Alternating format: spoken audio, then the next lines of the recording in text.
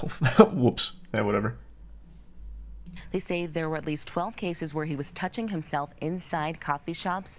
This happened in Fort Collins and Loveland. Now, he's about 5'2", 5'5", and weighs about 160 to... That's a huge... Okay, come on now. There's a huge difference between 5'2" and 5'5". Please, have some respect. Next you're going to say he's 5'6". This is ridiculous. Get the facts straight here. There's a huge difference.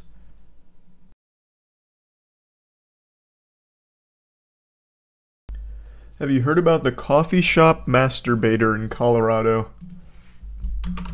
Nope.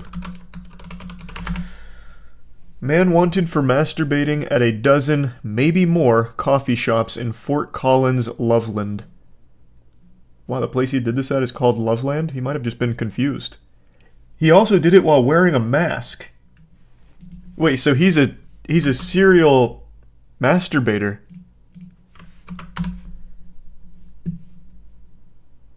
Oh, don't. Can you just get this out? Come on.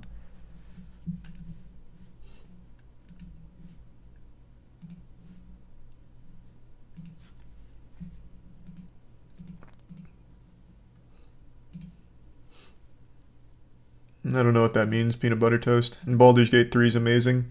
I'm trying to find the footage here. Only I can confirm whether or not there was real jerkin going on. It could all just be an illusion.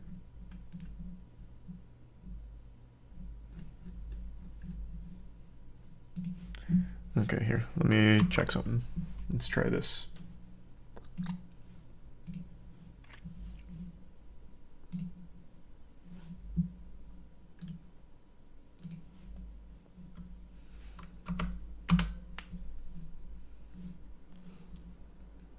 Oh, whoops. Yeah, whatever. They say there were at least 12 cases where he was touching himself inside coffee shops. This happened in Fort Collins and Loveland. Now, he's about 5'2", 5'5", and weighs about 160 to...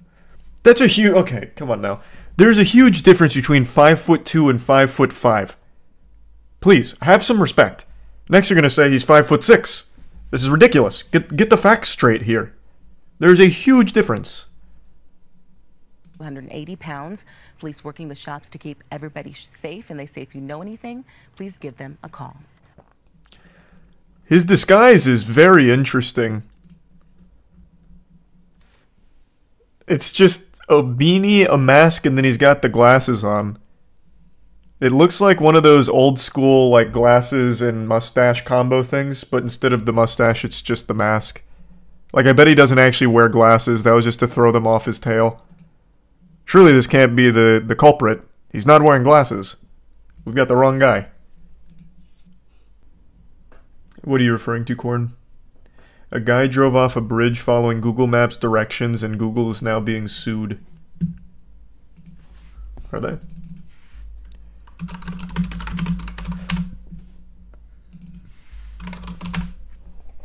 Family of man who drove off collapsed bridge said Google Maps sent him there. Jesus Christ.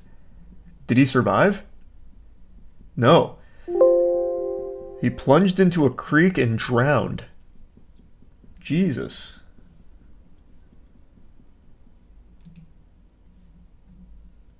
Was there no, like, guardrail, or what? How does that happen? Welcome aboard, Doomsday. And Marcus.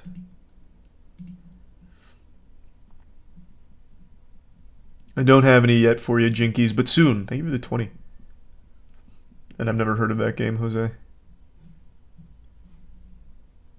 That's fair, William. And yeah, we talked about that, Peter. I'm trying to read more about this story here, but all of these are making me turn off ad block. Okay, here we go.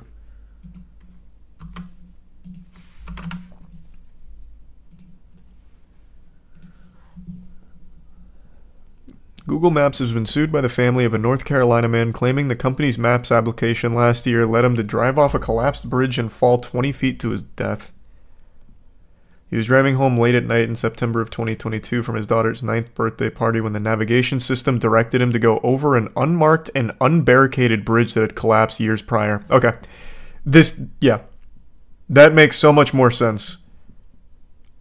Because usually, like, even if Google Maps fucks up a lot, but even if it told you to, like, veer hard right on a bridge, there's that guardrail at every bridge ever that would stop it. So this makes a lot more sense how this was even able to happen. That is tragic. That is awful.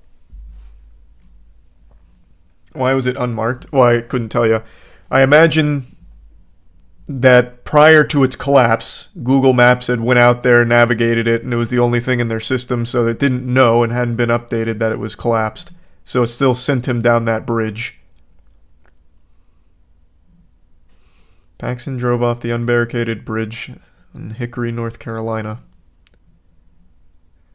The lawsuit claims neighbors had expressed concerns Google Maps had led drivers over the bridge, which allegedly has not been repaired since its partial collapse in 2013. That in and of itself is a problem.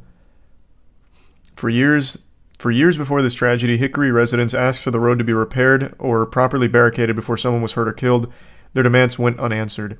We've discovered that Google Maps misdirected motorists like Mr. Paxton onto this collapsed road for years, despite receiving complaints from the public demanding that Google fix its map and directions to mark the road as closed. Yeah, also, I feel like there's a huge responsibility here for local government to have stepped in and put the kibosh on this as even being accessible. I feel like there's definitely some responsibility there, too. To just leave a partially collapsed bridge totally accessible if you just take a right turn is a problem, I would think. Welcome aboard, Kazaka and Pelican. And yeah, I was just talking about that stranger. Thanks for that, Dero. Yeah, T-Mobile app users are seeing other customers' account information. What an interesting glitch. T-Mobile customers are reportedly seeing other customers' sensitive data, including contact numbers, device IDs, and credit card information. Oh! Wait, this is kind of like a new little lottery. Maybe you get lucky enough on your T-Mobile account and you get like some massive billionaire's credit card info who happens to be on the same service. That could be big. Has anyone checked? Maybe we've got a secret billionaire in here now. Got the credit card information to like the 5-Hour Energy CEO or something?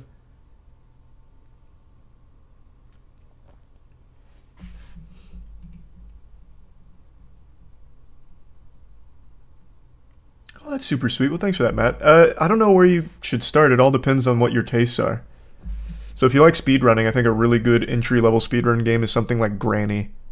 The original Granny. I'm not even saying that as a joke. It just combines so much about what makes speedrunning fun. And no, I can't rip ass on command. Sorry to tell you, Dakota.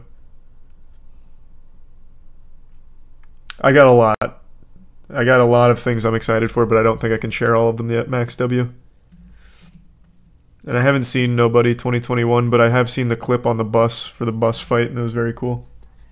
Welcome aboard, Luigi.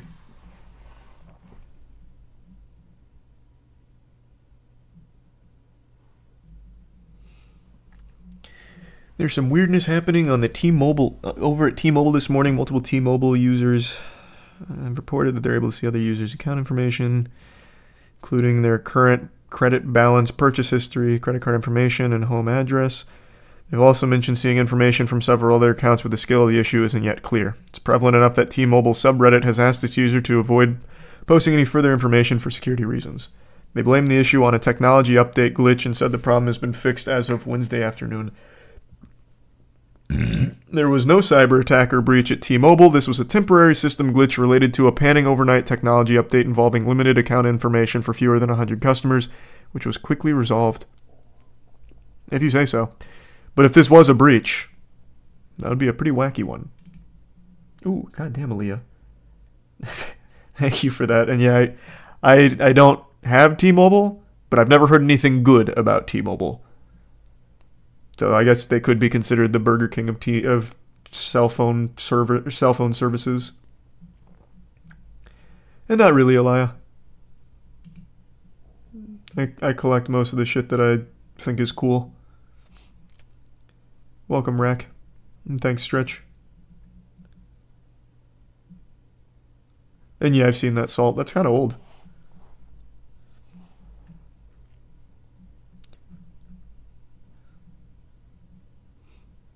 Used to be great at speedrunning Granny. I know, man. It was so fun, too. The Granny speedrun, I think, is iconic. It's such a fun route.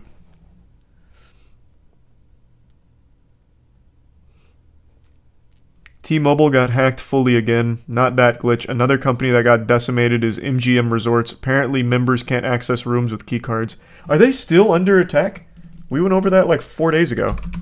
They're losing like $8 million a day. Have they still not stopped the bleeding?